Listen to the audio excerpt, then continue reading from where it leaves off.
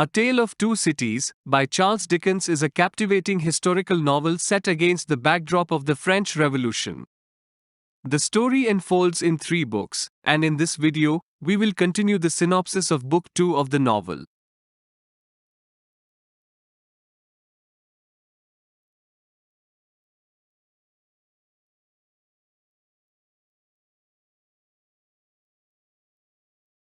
The journey to England was bad as Dr. Manette was weak and in a state of bewilderment.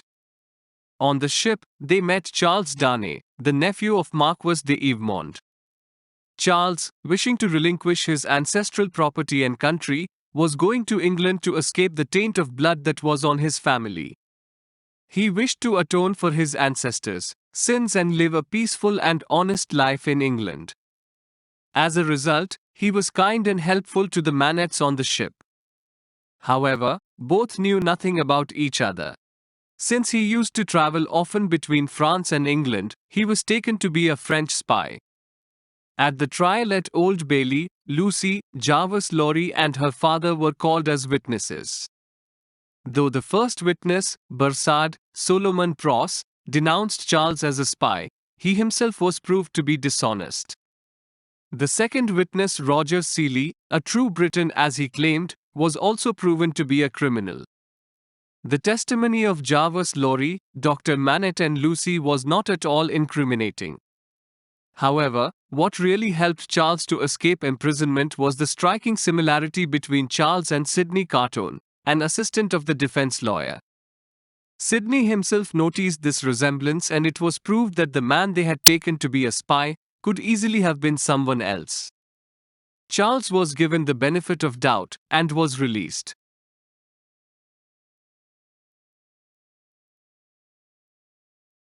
Lucy fainted at the trial, and later Charles and Sidney, who met at the dinner, drank to her health. It was evident that Charles and Lucy loved each other. Though Sidney was also attracted towards her, he pretended to be indifferent. In fact, Sidney Carton has lost his parents at an early age and had become a wastrel. Though intelligent, he felt that he cared for no one and no one cared for him. Though an astute lawyer with common sense and an excellent power of observation, he wasted his talent on his friend Stryver.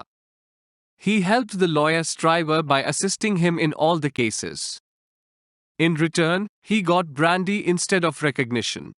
He would drink the whole night and solve cases for Stryver, who exploited his intelligence and talents. After his release, Charles went back to France one last time.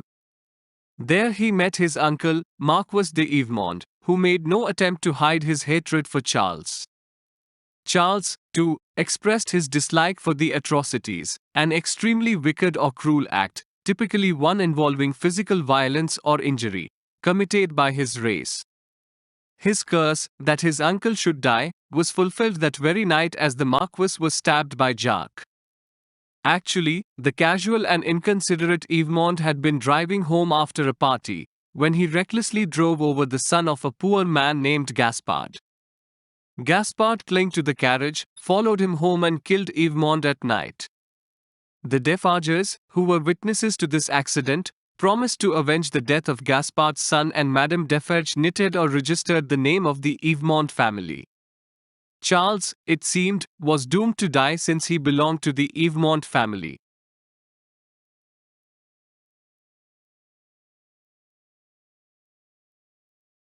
Charles came back to England and worked as a tutor.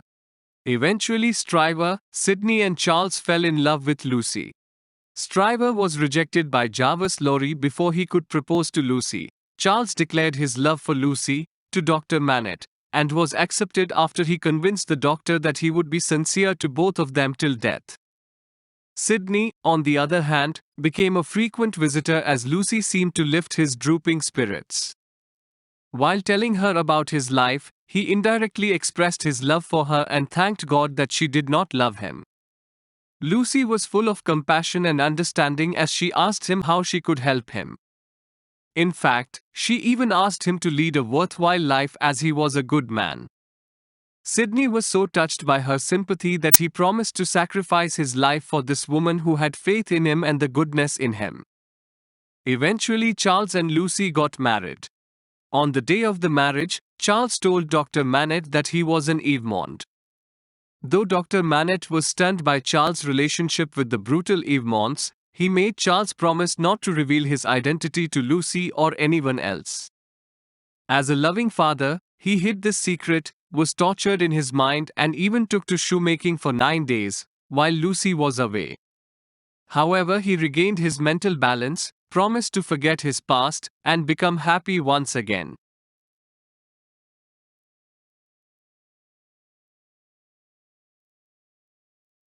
The doctor, Lucy, Charles and Miss Pross lived happily for some time. A daughter and son were born to them. The son died when he was very small. However, all sorts of footsteps, symbolic of the past and future, were heard by Lucy. She always had a presumption of doom and unhappiness. Her visions became real when the footsteps of the French Revolution invaded their peaceful existence. Meanwhile, in France, the revolution, headed by the Defarge, was moving towards its climax. Violence, hatred, vengeance and blood was on the minds of the oppressed masses and the revolutionaries, who were waiting for the day of reckoning. The arrest of the wealthy Faulen who had told hungry peasants to eat grass when they were hungry, aroused the passions of the people, and they tied him, fed him with grass and killed him. This started an indiscriminate butchery of the aristocrats.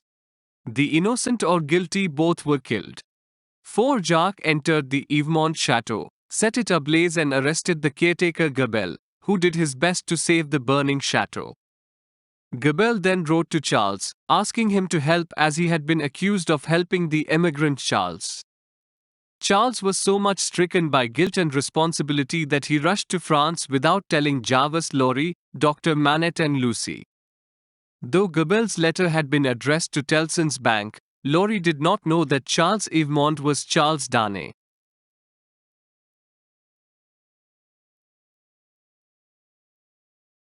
The frenzied mob stormed the Bastille and released innocent men who had been imprisoned by the aristocrats.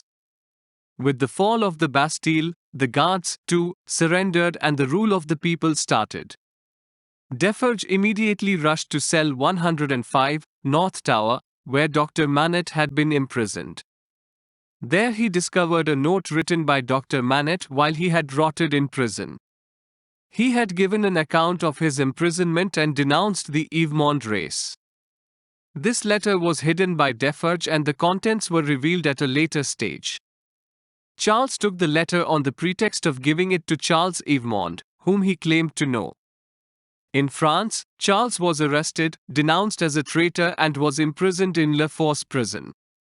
After hearing that Charles was in a French prison, Dr. Manette and Lucy arrived at Tellson's Bank, in Paris, where Jarvis Lorry had been sent temporarily to sort out business matters. Since the doctor had been an innocent prisoner at the Bastille as a victim of the Evemonds, he was treated with respect and even managed to visit Charles in prison. Though Charles was acquitted, he was re-arrested, as the revolutionaries, thirsty for the blood of the Evemonds, denounced him as a traitorous Evemond. At the trial, he was denounced by Defarge, Madame Defarge and Alexander Manette. The doctor was stunned to find his letter written in prison was used against Charles. The scraps of paper in which he had poured out his feelings in the prison became an explosive death warrant against Charles, and he was sentenced to be hanged within the next 24 hours. It was a miserable moment for Charles and Lucy as they parted. Dr. Manette, too, was full of penitence as he had forgotten about the letter.